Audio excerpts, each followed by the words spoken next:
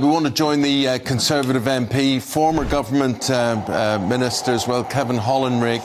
Kevin, difficult morning for you. Congratulations on winning your seat, but overall, how bad does it feel being in the position you're in?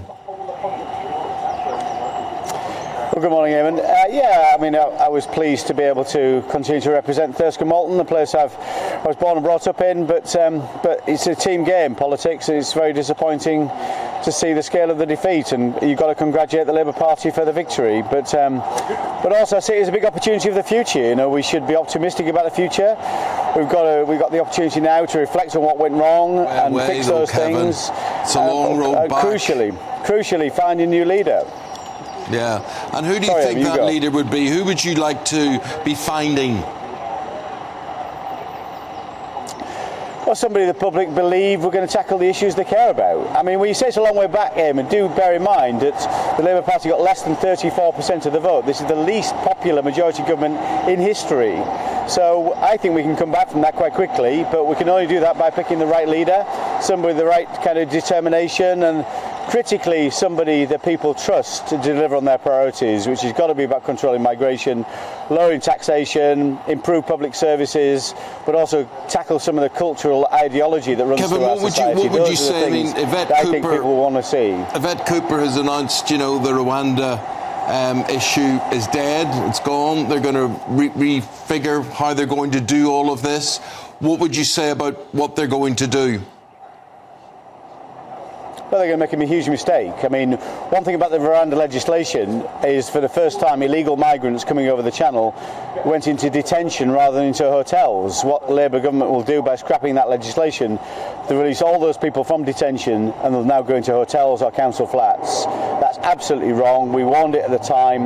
The Labour Party strategy on this in terms of smashing the gangs is completely flawed. It won't work.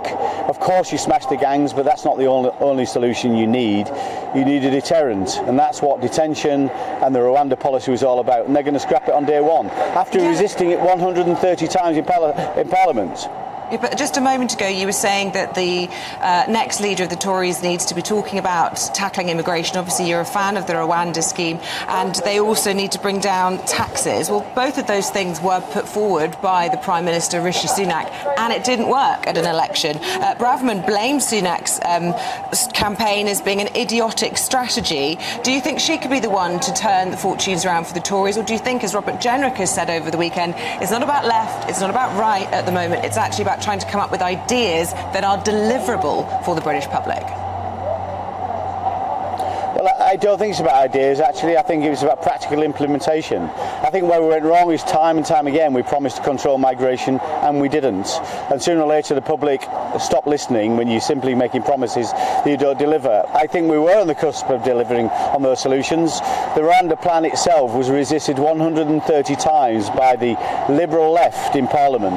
That's what stopped us from doing it. But ultimately, those are the right kind of solutions. But ultimately, people want us to see those solutions put into practice. I think that's where we went wrong, and that's what we've got to deal with in the future. So our new leader, whoever it is, there's got to be somebody people absolutely trust to deliver on their promises. And what's the timeline going to be like, do you think? Lots of speculation that you'll be keen to get a new leader in time for conference in the autumn. There are other people saying that, you know, a leadership contest really would be letting the British public down if it goes on for too long, because you wouldn't provide an effective opposition. You've got to do this properly.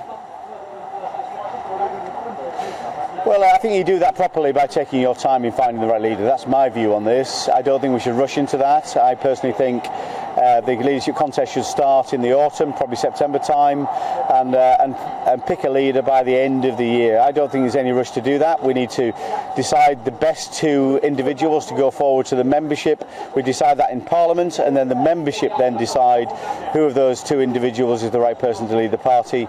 I personally would rather take our time, have a proper debate about the issues, what went wrong, how we're going to fix those things before we find the leader by the end of the year, though, and then that leader can take us into the next over the next 4 years, hold Labour to account for what they're doing or not doing, and then ultimately present the right alternative to Labour Party in 2029. The fact that Labour have less than 34% of the vote is a real opportunity for the Conservative Party. I said this is the least popular majority government in history. That's an opportunity for us if we get it right. And just finally, I'm going to put a bit of pressure on you to name a possible candidate. I see Danny Kruger has backed already Robert Jenrick in a blow for Suella Braverman. Do you care to lend your support to anyone at this early stage? No, I don't. I think we should all take our time. Can't blame me for trying. Not at all. We should listen to the individuals and how they're going to set out and tackle these problems: migration, taxation, public services, all those things, and then make a decision in due course. Kevin, good talking to you. Thanks for your time this morning. Thank you. Thank you. Thank you.